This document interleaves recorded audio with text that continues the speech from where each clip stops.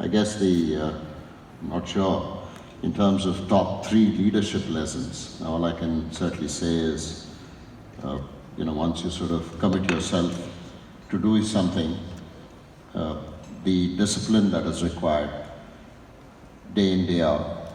I mean, people sort of look at the success of anyone. I mean, I'm a bowler, so you sort of look at the number of wickets that I've taken at the international level.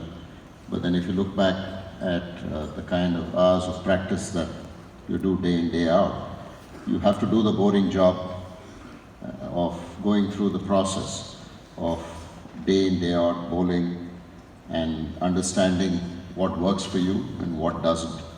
So that to me is the reason why I was successful on the field. So discipline and the commitment that you show for that. The number 2 aspect is that the importance for one to evolve as you go along in your journey, because there are varying challenges that one encounters, whether it is your own performance, whether it is the conditions, whether it's competition within the team. So you just have to constantly evolve, and it's no rocket science in cricket. So you sort of then have to be still relevant as you grow older. You have to be fitter. You are competing with a younger lot. So that's the second part of the. I think that's been my mantra. And the third one is, in all of this, I think one needs to also be very true to oneself, because ego comes in.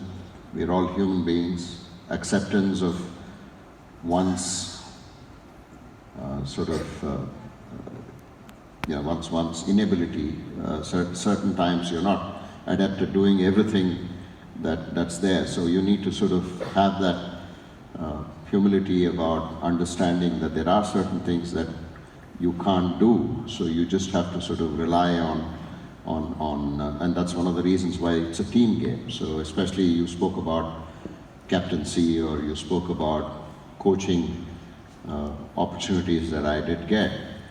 So in those kind of situations, you can't do it, but you'll have to let others do it, be it a captain, and that's the shift that one has to sort of accept, that you can't do things all the time that you were as a player. So when you sort of accept a different role, you have to sort of back off, and that's the toughest part, because you know that you can do it, but things are unfolding in front of you where it's not the right thing that is happening, but you have to show restraint, and that's the biggest challenge.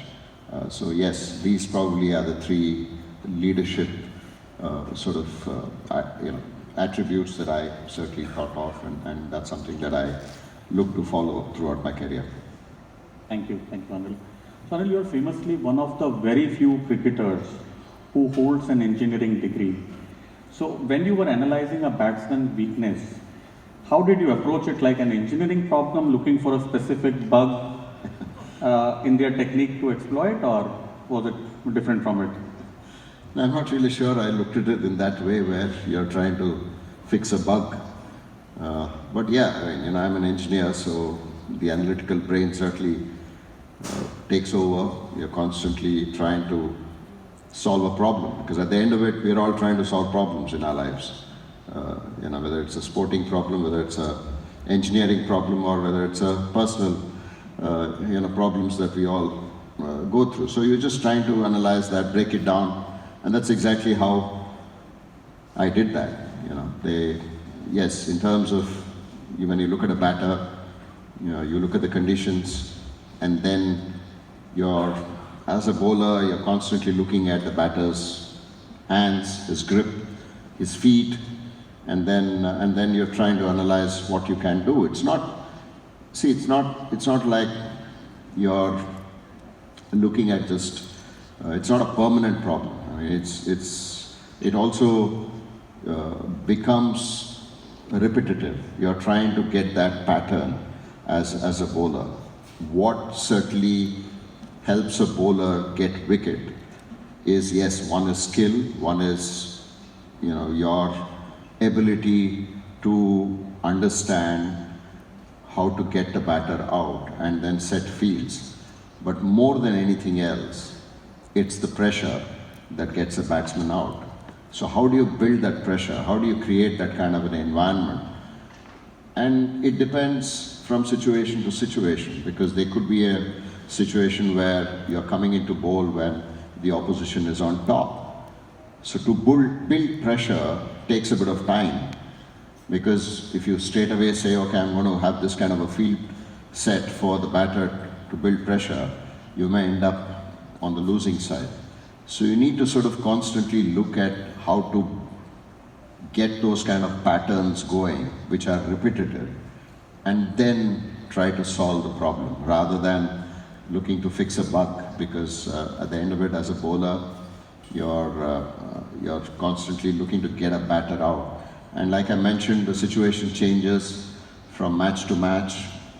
In cricket, it's not just about the pitch, it's not just about your skill you have, but how relevant or how effective that skill is on that particular surface. You tend to take that as a feedback, and then try and build a sort of a narrative for the sequence of bowling, right? Based on the surface, you then say, okay, for example, I would get a lot of batters out going on the back foot and then trying to trap them LBW. But when do you do it? Is it the first ball that you're going to do it? Or are you going to set a batter up and then push him back? So these are things that are strategic, and again, based on the conditions that are there in front of you and based on who the batter is. So you sort of understand all of that. And sometimes you need to play on certain batters' ego. There were a few batters who sort of, when you set fields, for example, you set an offside field for them and then leave the leg side open and bowl on middle and off.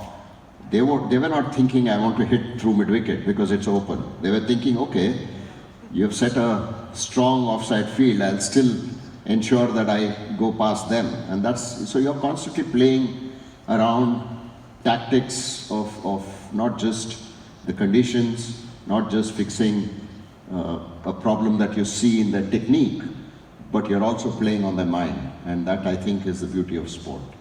Awesome.